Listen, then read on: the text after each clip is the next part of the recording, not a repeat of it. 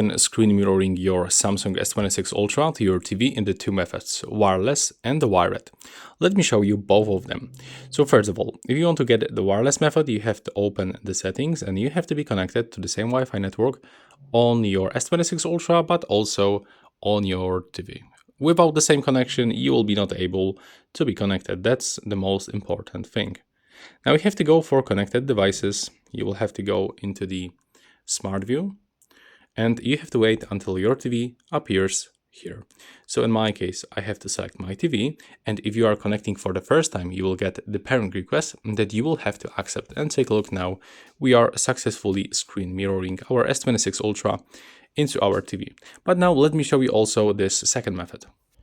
So the second method is all about cables. In this case, we have to prepare the HDMI cable. I'm actually using cable from my Switch second generation, as you can see from the Nintendo Switch. So we can use any HDMI cable. And I don't have HDMI to the USB-C. So this is the reason why I'm using this hub that allows me to connect HDMI cable into it. And then it's offered with that USB-C port.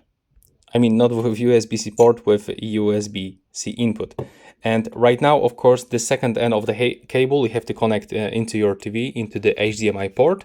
And take a look, once you actually connect cable into your TV, and then this hub and cable into the hub to your phone, then you will be already screen mirroring. It will just happen automatically, you don't even have to confirm anything, and it works without the wireless connection for the network. So it's useful when you don't have a Wi-Fi, for example, but you want to view something on your TV. So we can do this like this by using cable.